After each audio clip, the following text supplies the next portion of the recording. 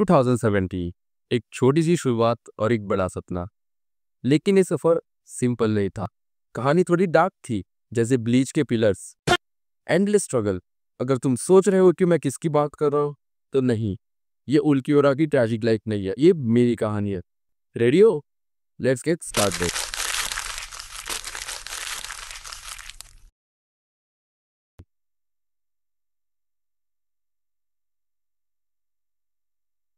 कहानी लिखना एक आर्ट है जो टाइम के साथ डेवलप होता है, जस्ट लाइक लूफी की हाकी। ऑनेस्टली वो बिल्कुल परफेक्ट नहीं थी, जस्ट लाइक गोकू का लॉजिक। उस वक्त मेरे डेस्क पे इतने सारे ड्राफ्ट्स थे कि शायद ओरोचिमारू भी कंफ्यूज हो जाता कि कौन सा सक्सेसफुल होगा। फिर लॉकडाउन का टाइम आया। लाइफ एकदम स्लो थी यार, जैसे लॉकरी।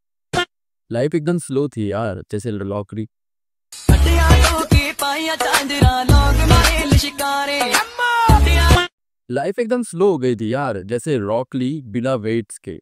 अगर तुमने नारुतो पूरा देखा है तो यू नो इट।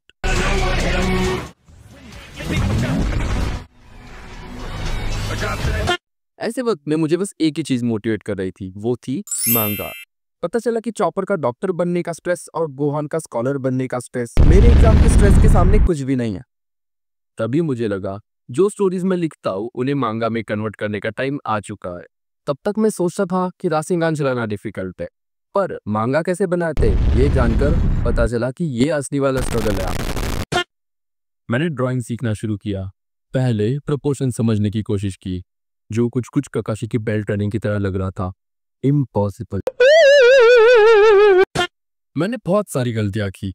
हर गलती लगती थी कि इट्स ओवर 9000, लेकिन हर गलती के बाद मैं इम्प्रूव होता गया। एक समय पे मेरे कैरेक्टर्स ऐसे लगते थे कि यामचा को किसी एपिसोड में पूरा इंपॉर्टेंस दे दिया गया हो।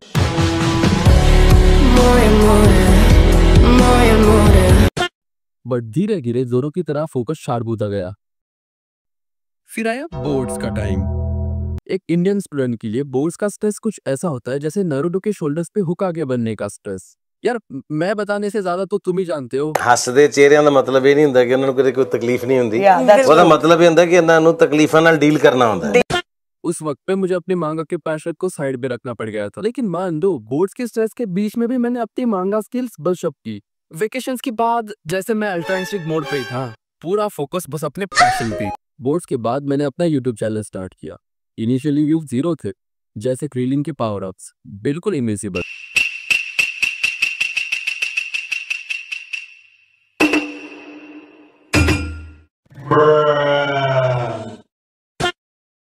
बट धीरे धीरे मेरी कम्युनिटी बनने लगी और कमेंट्स पे मुझे एनकरेजमेंट मिलता था। जब एक व्यूअर ने लिखा bro your art reminds me of One Piece, तो मेरे मन में बस यही थॉट था, नकामा बन जाओगे।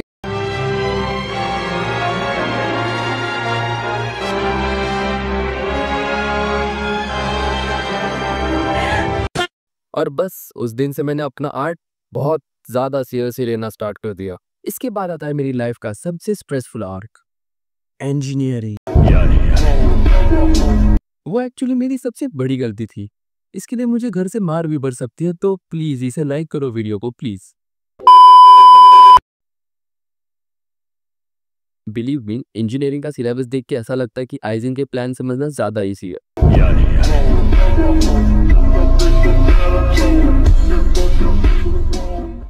पूरा एक साल कंफ्यूजन में चला गया, जैसे उस सब अपनी स्नाइपिंग स्किल्स पे डाउट लेता हो। पर एक बात तो क्लियर थी, मैं इंजीनियरिंग का फ्रैंकी बनने के मूड में तो बिल्कुल नहीं था।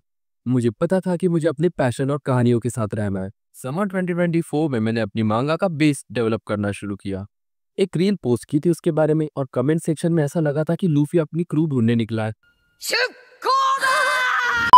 अब मेरी टीम के साथ ब्रेनस्टॉर्मिंग सेशन ऐसा होता था जैसे आकात्सुकी की secret meeting. Serious discussions with a hint of chaos. Studies और पैशन को बैलेंस करने का फाइट ऐसा लग रहा था जैसे मदारा के अगेंस्ट पूरी अलाइड शिनोबी फोर्स।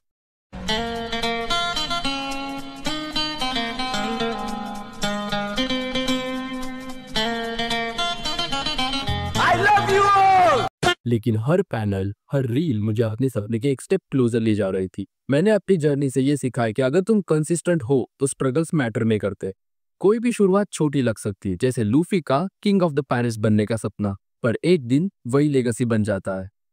मेरा फोकस है कि मैं अपनी मांगा कंप्लीट करूं और इंडियन मांगा यानी कि मानवारा को पूरी दुनिया तक ले जाऊं। अगर तुम्हें मेरी जर्नी पसंद आई हो तो वीडियो को लाइक करो और चैनल को सब्सक्राइब करना मत भूलना।